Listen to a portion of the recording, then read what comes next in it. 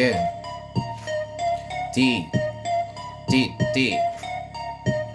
D 따라오는 추적자의 즐김에 따라 비트 사이를 아무렇게 나 움직이며 달려가는 어느 산의 움직임을 일단 상상해보자고. 그림자 속에 살고 있는 누군가는 여태까지 아무의 시선도 받지 않고 살고 있다가 누군가의 시선이 미쳐와서 이제야 자신의 부정함을 깨닫고 도망을 가고 있지. 여태까지 그림자 속에서 제 욕망만을 얻으며 감추어 살고 있던 작자는 한없이 도망을 치고 있네. 뒤따라오는 추적자들의 무리는 아무리 부리쳐도 그들의 집요함은 떨쳐 지지가 않네. 앞길을 가로막는 어느 강물을 헤엄쳐 건너기 시작하는 산에는 그대로 힘이 다해서 물속에 빠져버릴 것 같았지만 어찌저찌 사력을 다해 간신히 물 바깥으로 다시 나왔고 강물의 반대편 어귀에서 바라보니 추적자들은 금세 배를 타고 달려오고 있어. 육지길을 내뱉고 다시금 강변 그저 언덕길을 내 발로 기어올라갔고 강도 위에서 다시 도망을 치기 시작했지. 도시를 넘어 마을을 넘어 외곽을 넘어 어딘가로 또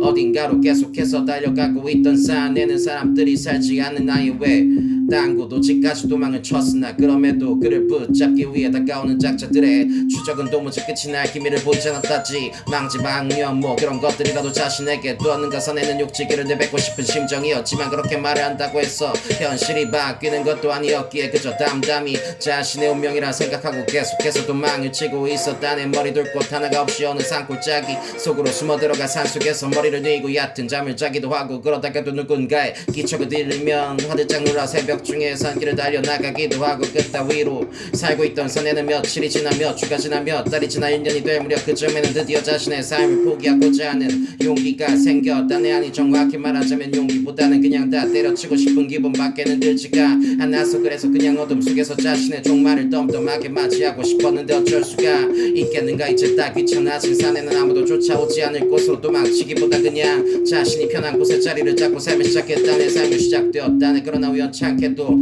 사내를 쫓아오는 누군가의 쫓음은 더 이상 찾아오지 않았고 사내는 자신 자리를 잡은 그 자리에서 그대로 긴 시간 살아가기 시작했다네. 두려움과 두렵지 않은 귀찮음과 체념 그 사이에서 범민하고 방황하며 사내는 길 시간을 헛비하듯 혹은 즐기듯 살아갔고 많은 시간이 지난 후에 자신을 줬던 이들이 죽었음을 알게 되었다네. 사내는 스스로 자신을 알지 못하는 이들에게 다가갔고 이전까지의 삶을 청산하려 했다네. 그는 아무렇지 않은 얼굴로 웃었고 차마 웃음이 나오지 않았지만 뭐 어쨌건 자신의 삶의 방향에 맞추어 살아야 했기에 그네들을 다시 받아들였고 그렇게 그 속에서 살아가기 시작했다네.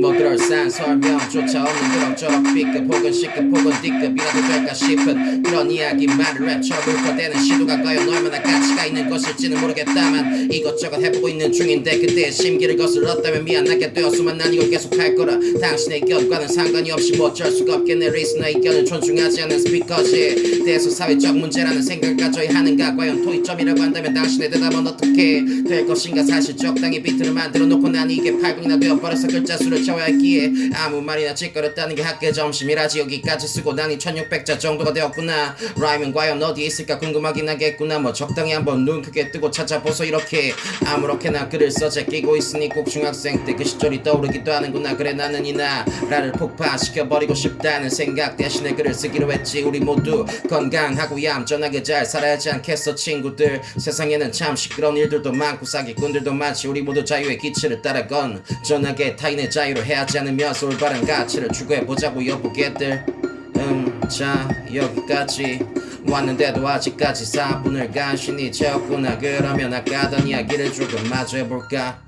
어둠 속에 살아가고 있던 사내는 악한 일을 저지른 적은 없는 사내였다네. 그는 그저 그 속에서 타인의 삶을 관찰하는 인간이었었는데 사회 이면에서 살아가며 혹시 모를 범죄자들의 신변을 관리하던 자였지. 갑자기 뭔 뚱딴지 같은 소리냐고. 그냥 이야기야 이야기. 소설 한 편을 랩에 담았다고 생각하게나 이 친구야. 특수한 경찰 뭐 그런 거 있잖아. 하지만 공적으로는 신분이 없는 것이나 마찬가지였고 사내는 어느 조직의 뒤를 캐다가 덜미가 잡혀서 그들에게 쫓기기 시작을 했지. 물론 범죄적인 조직이야 사내를 쫓다는 건 코난 도일의 이름을 빌린 어느 추리 탐정 만화의 검은 조직 같은 거라고 생각을 해보자고. 아무튼 그런 범죄 조직에게 덜미를 잡혀 사내는 한국의 어느 오지 끝까지 도망을 쳤다네. 그를 도와줄 만한 인원이나 조직 경찰 인력 또한 부족했기에 스스로의 힘으로 살아남는 것 외에는 달리 방법도 없었지.